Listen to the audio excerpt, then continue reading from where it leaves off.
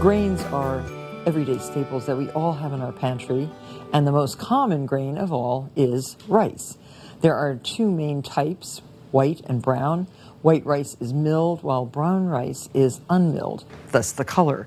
And today, rice is cultivated in over 110 different countries with more than 7,000 different varieties. And I've chosen a few of the most versatile and my favorites to discuss with you. Jasmine rice, this is a little bowl of jasmine rice, is a long grain that has an aromatic, delicate flavor. And it's commonly used in rice puddings and also in Asian and Indian cooking. I love the flavor of jasmine rice. Basic long grain white rice has a husk and bran and germ removed. It has a very mild flavor, and it is probably the most commonly used rice in the United States. Basmati rice is an extra long grain that has a delicate texture and a very aromatic, nutty flavor. It's aged to reduce the moisture content, and it cooks up long and individual and very delicious, used primarily in Indian cooking. And basic long grain brown rice is a whole grain with the inedible husk removed. It still has its bran and its germ, which are very nutritious.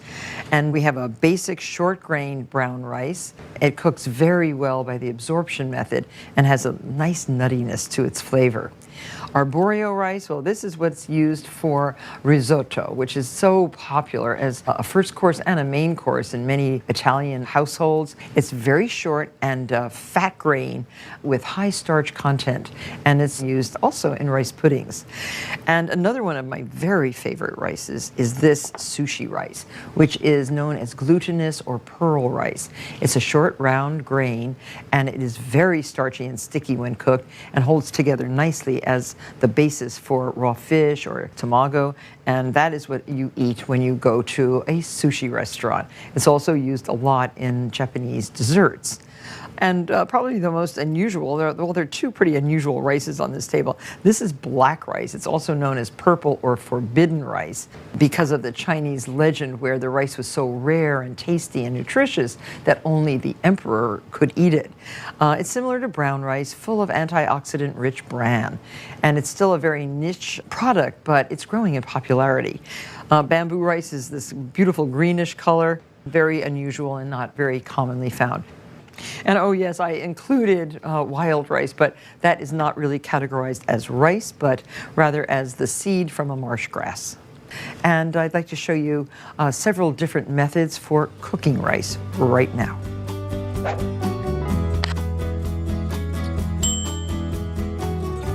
I'm going to show you 3 methods for cooking the perfect light and fluffy white rice. First, for long grain rice, you wash the grains. This is a pretty essential step, and I sometimes just put it in a bowl like this and wash, wash, wash. Look how cloudy the water is. That's all the starch that's coating the rice grains, and you really like to remove that if you want a really light and fluffy rice. Just rinse and then let it drain well. And now, 3 different ways to cook rice. The classic stovetop method, 1 cup of water. We have 1 cup of rice, 1 tablespoon of butter, and 1/2 teaspoon of salt. Melt the butter, the salt should dissolve. Bring that to a boil. Add your cup of rice, which has been washed. Notice the water in the bowl is now absolutely clear, so we've gotten all that excess starch off the grains. I like this method very much, and it's very, very easy. And using only 1 cup of water to 1 cup of rice actually gives nice individual grains. Okay, the water has come to a boil. Add your rice. Stir, bring it to a boil, again, and once it comes to a boil, reduce it to a simmer, cover, and set your timer 16 minutes. Be sure to leave the lid on while cooking to trap as much steam as possible. Check only toward the end of the recommended time, and we'll look at that in 16 minutes. This is what's called the French method of cooking rice. I think I've been cooking rice like this for a long time for stuffed peppers, stuffed cabbage. This is the way I prepare the rice. But anyway, bring a big pot of water to a boil and add approximately a teaspoon of salt. Add 1 cup of rinsed long grain rice and just boil it until the rice is done. This produces intact, separate grains of rice, and it's nearly foolproof and ideal for those who experience trouble when cooking rice. Now, this will cook for approximately 11 to 12 minutes. So that's 2 ways. Now, the third way is in a rice cooker. Most rice cooker instructions recommend cold water. There are normally graduated marks on the inside of the rice cookers indicating how much water one should use. So here we have rinsed jasmine rice, 2 cups, which we're going to add to the cooker, and 2 cups of cold water. Now this is a very fancy schmancy rice cooker. It works very well. Close it. This has a nice little visual on the front. It's already set for regular rice. Just press cooking. It makes a little song, and it will take approximately 55 minutes until it's done, yielding very nice, fluffy, perfect rice. So this one, 11 minutes. The rice is done. I tested 1 grain, and it is perfectly cooked. Drain it in a sink. I always put the cold water on just to counteract all the hot steam. And I put a little bit of water in the pot just to rinse it. And shake the excess moisture out of the rice. So here the rice is well drained. You can just spoon this right into a bowl. Now, if you want, you can put a tiny bit of butter here, salt, pepper, and it's ready to serve. Perfectly cooked, individual grains, fluffy, light, and very nice. That's the French method. So now this one has been cooking for 16 minutes. I'm going to take a peek. So good. For very nice, fluffy, individual grains, let that steam another 10 minutes off the flame. Well, the moment we've all been waiting for, 10 minutes are up. The rice has steamed. Now just fluff it with the tines of a fork. And it's nice all the way to the bottom of the layer of rice. There's no excess water in the pan. The rice is not sticky. The grains are individual. Very, very well cooked. And the rice cooker, well, we have some rice in our cooker that is done.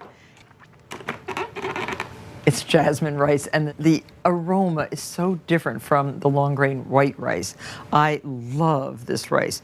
And you really don't overcook rice this way. Now just with a fork, fluff it up. These rice cookers generally come with a rice paddle like this, which is very helpful in removing the rice to a bowl. Now look at this. Isn't this beautiful? That is well cooked, fragrant jasmine rice. Ready to top with your favorite chicken curry or your chicken malai kebab. Very elegant, 55 minutes in a rice cooker. And now you know 3 ways to cook rice that will yield a very beautiful and fluffy rice. There they are. You choose.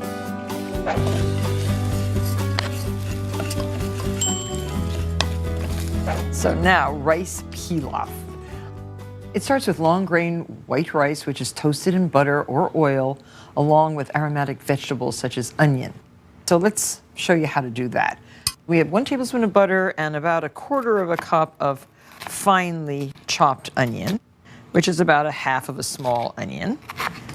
And do it very, very fine. This is a very good cleaver that I love using for mincing and chopping. very excellent. So that's approximately a quarter of a cup. Just put that right into your butter. You're gonna let the onion cook until translucent, about 3 minutes. This is the rice that I made at least once a week when I was first married. It is just the simplest rice. And then 1 cup of long grain white rice. And stir that until every grain is coated with the butter. And you could use oil too, you don't have to use butter. And the grains start to become a little bit translucent. Now, by cooking the rice this way, it's actually going to absorb the liquid really nicely, and it gives off a nutty, toasted aroma. And that little bit of onion or shallot adds a very nice flavor to the final pilaf. And I have 1.5 cups of chicken stock. You can use vegetable stock, chicken stock, beef stock. You could actually use just water too. Okay, so now it's time to add the liquid. 1.5 cups of simmering liquid. Hear that? You can pour it all in. You're not making a risotto, so you can just put the liquid in, add a bay leaf, a 1/2 teaspoon of salt, cover, and put this into a preheated 350-degree oven. Set your timer for 16 minutes. Our pilaf should be done. Oh, it looks very good. Leave it in the pan for another 10 minutes just to steam.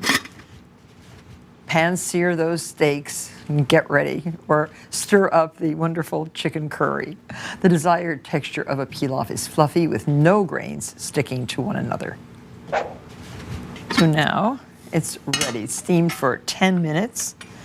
It looks really pretty. You can remove the bay leaf, fluff up the rice. Still steaming, but perfectly cooked.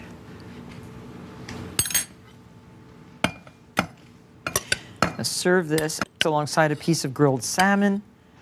It's very pretty underneath a curry, and just as a regular rice dish. Very, very nice. Serve it hot and enjoy rice pilaf. It smells really good. I think it's the butter and the onion, but this is just the basic pilaf, to which you can add any number of things. Experiment. You'll certainly love cooking rice this way.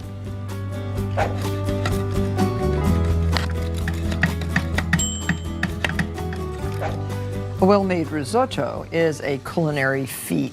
The most important tips to remember are to use a very good quality arborio rice, an Italian short grain rice, and to slowly simmer it while stirring. Do not rush the process. It takes approximately 18 minutes, and you really can't go anywhere when you're making risotto. You have to stay right near the stove. So the first thing to do is make the correct broth. You can use chicken stock, you can use wine, you can use water, combination of both. I'm using 3.5 cups of water and 3.5 cups of a rich homemade chicken stock, to which I am going to add some aromatics. 1/2 of an onion, that can just go right in, a stalk of celery, some parsley, a carrot, the leaves of the celery, anything that will flavor this stock, give it a little bit more elegance, and 1 garlic clove smashed. Bring that to a simmer, and then you prepare your rice. Heat 3 tablespoons of olive oil in a pan. Add the other 1/2 of the onion and stir until the onion is translucent. The first recorded recipes for risotto are in the mid-19th century in Italy, and they did use the starchy short-grained rice called arborio. I love this rice. And do not wash it. You want the starchy result. This is coated with a layer of starch around the kernel of the rice. And once the onion is translucent, you add 1 cup of rice and stir until the grains become translucent. The initial toasting of the rice, which is what I'm doing right now, loosens the starch that is in each of the grains to form the intrinsic creaminess and enables each grain to absorb the hot liquid that we're going to start spooning in. Now, a lot of chefs have figured out a way to pre-cook or par-cook risotto, refrigerate the rice, and then finish it off right before a serving in a restaurant. And it works very nicely. So you can experiment and you can make risotto for a crowd, but it's best if you make it in 1 or 2 cup increments too. A big pot of risotto doesn't work as well as a smaller amount. So now before it starts to brown, add 1/3 of a cup of dry white wine.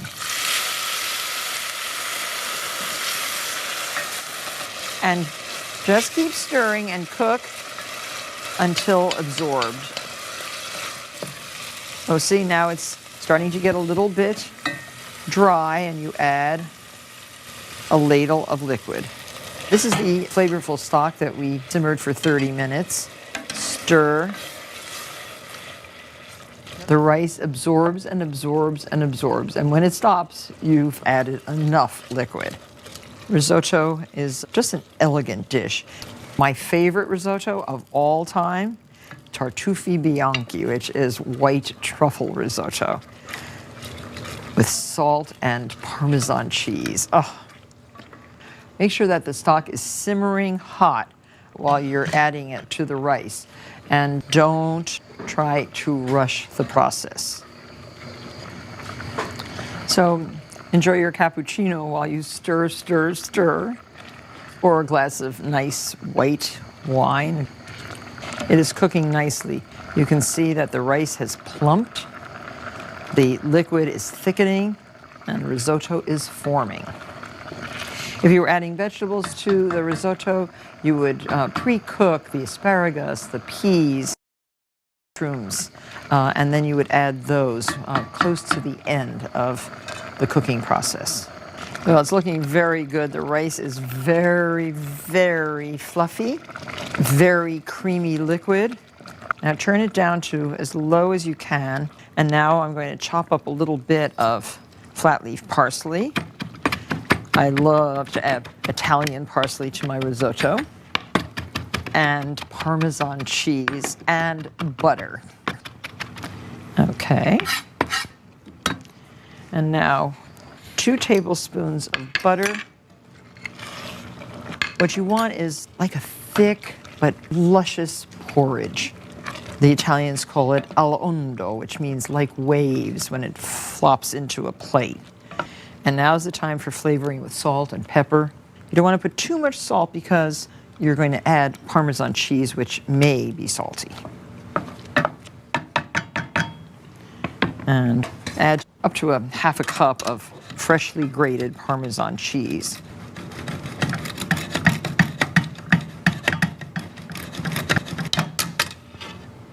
That looks like a goodly amount of Parmesan cheese. Sprinkling of parsley.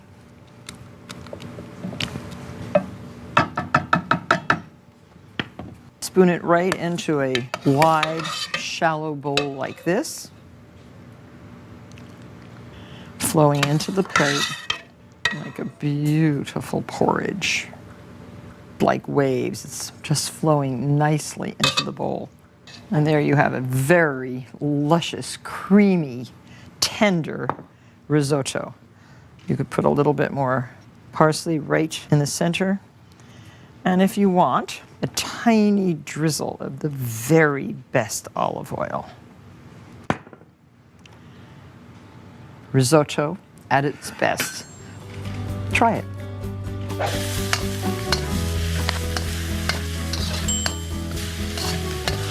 Now here's a great way to use up leftover rice. And after we finish this show, we have a lot of leftover rice.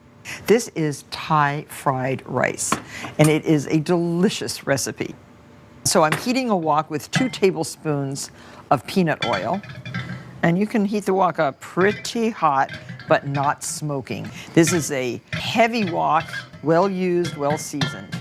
And into that, 4 to 8 cloves of garlic. I'll use about 5 cloves, finely minced. And keep this stirring, don't burn the garlic. And into that, we have about 1 to 2 ounces of pork loin, boneless, skinless, very nice, tender pieces of pork. And you just sear that in the wok. This is a great way to use small amounts of this and that you have in your kitchen. And now the rice. Cold rice, dry. This is 2 days old rice. Going very nicely, individual grains, and press this rice into the side of your wok with the back of the spatula. Now this does not take on a lot of color, and it is getting extremely flavorful though by frying it. And now some greens. I have some baby bok choy. Just break up the leaves and a kale leaf or mustard greens. I'm using mustard green here, torn into shreds, and then some Savoy cabbage. I love cabbage and rice. I just think it's one of the best things. And this wilts nicely and very, very quickly. To this, add some fish sauce. This is Thai fish sauce, available in Asian markets and even in the grocery store. All the supermarkets these days. So just 2 teaspoons of Thai fish sauce. Looks good to me. This is healthy, easy. Your kids will love this. They'll think that you've taken them to a very nice Thai restaurant. This is frying up very nicely. And if you don't have day-old rice, prepare a batch of fresh cooked rice, spread it on a baking sheet, and freeze it for 25 to 30 minutes. And so this is ready to put into your serving dish. So fragrant, so tasty. I don't know about you, but I can eat this entire serving.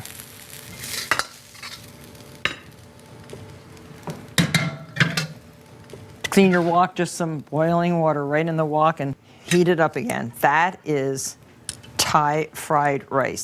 And you can garnish this with some wedges of lime. Oh, a little bit of scallion cut on a sharp angle. Some cucumber slices. This is typical Thai garnish. And of course, coriander leaves. Just put those here and there. And best of all, some Thai fish sauce with red chilies in it. This is very hot. And if you like fish sauce and you like chilies, that would be a good thing to add to the top. And there you have Thai fried rice. Once you understand the classic methods of cooking rice, you'll be better equipped to put a well-balanced meal on your table. Thanks for watching this episode of Martha's Cooking School, and we'll see you at the next lesson.